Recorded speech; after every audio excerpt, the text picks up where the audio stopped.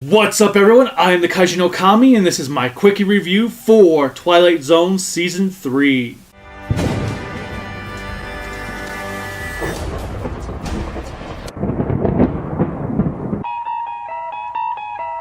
This video is brought to you by Loot Crate. Do you like cool mystery boxes that are full of cool stuff? Go to lootcrate.com/kaijunokami and put Kaiju no Kami in the coupon code to receive 10% off your order. It helps you help me. Help you, help me. Remember, lootcrate.com/kaijunokami, coupon code kaijunokami. Now to our video. If you don't know by now, I've been watching the original Twilight Zone series for the first time, and it's been a joy to watch. I just finished Season 3, so now it's time to talk a little bit about it. This season was really good overall. It started out really strong with an episode called 2 that was about these two people, a man and a woman. They're the only ones left alive in this like war-torn city or something. And the episode just moved at such a fast pace that when it ended, I was like, what? It's over already?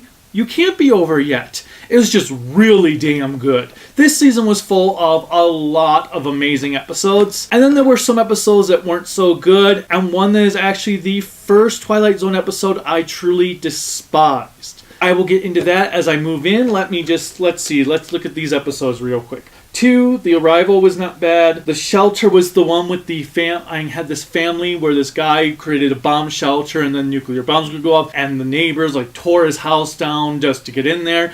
That was really good. Passerby was not bad. Game of Pool was pretty good. That one I heard a lot about. Some people were comparing the first episode to the new Twilight Zone series to Game of Pool, and I can kind of see why a little bit of it, because the guy wants to be like all out famous and someone gives him the chance, but there's a cost at it. It's a Good Life was really worth the hype. It was a really, really good episode, intense, interesting. I love the Simpsons adaptation of it, and this was just as good. Death's Head Revisited was decent. The Midnight Sun, actually Death's Head Revisited was really good. Midnight Sun was good. Still Valley was interesting. 5 Characters in Search of an Exit was just phenomenal. That one was so good and original and had you really guessing on what was going on, if they were in a prison, what the true story is going on behind this, and then when you find out, you're like, oh, that's actually pretty cool. Quality of Mercy was another episode I wasn't too crazy about, where it's this U.S. soldier who ends up going into the body of a Japanese soldier a few years earlier and starts to see the viewpoint of his commander. It wasn't bad. It was an interesting idea. It's just that it was kind of bland in its execution. Nothing in the Dark, one more pallbearer. Dead Man's Shoes was intriguing, about this guy that's shot to hell by these gangsters. A bum puts on his shoes and then he takes on the traits of the guy that was shot, and then when he takes the shoes off, he's back to being the bum dude, and then he puts the shoes on. My favorite of the season is To Serve Man, which also was another episode that had been parodied by The Simpsons, so I knew what to expect, but I still gotta say that episode lived up to the hype all it was. It's probably, at this point, my favorite Twilight Zone episode as of this moment. It was just an incredible episode all around. Again, intriguing, suspenseful, kept you guessing. Well, okay, I knew exactly what the outcome was because of The Simpsons, but still, I can only imagine what it would have been like to have watched this episode for the very first time and been like, holy shit,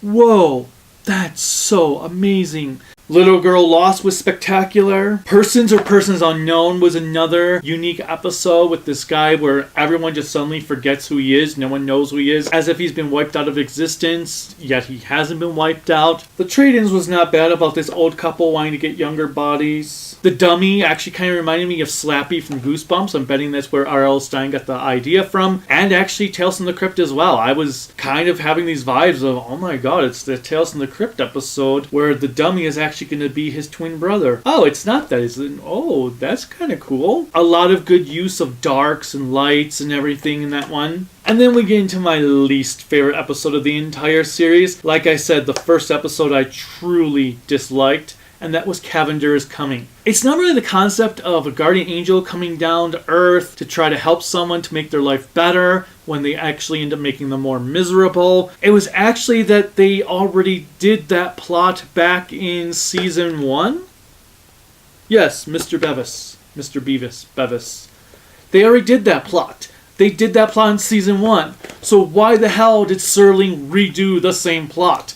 Sure, the main character this time was a female who was played by some comedian lady, but you did that plot already.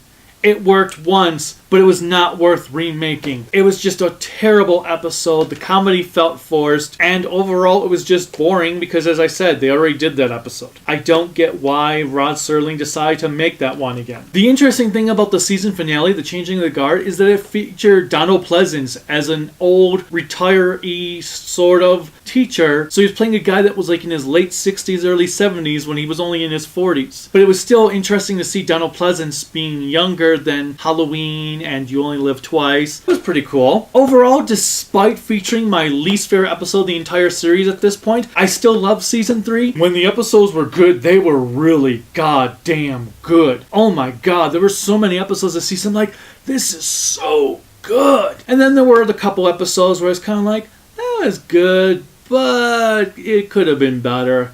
It's weaker. Nevertheless, I'm impressed with, about 105-ish episodes into this series, and there's only been one I truly despise and a couple hits or misses. That's really outstanding, and I can't wait to see what season 4 brings, because season 4 is the season where the episodes went into being an hour long. I'm not certain why they went to an hour long format, but I guess I'll find out soon if it worked or not. Are you a fan of the Twilight Zone? If so, let me know what your favorite episode is in the comments. If you don't like the show, is there a reason why? Do you think I should check out the 80s series and the 2000s series after this? Let me know in the comments below. Click like, click subscribe, click the bell notification. If you like this video and my other videos, you can check me out on Patreon, Kaiju no Kami, Twitter @Kaiju no Kami, Facebook Kaiju no Kami.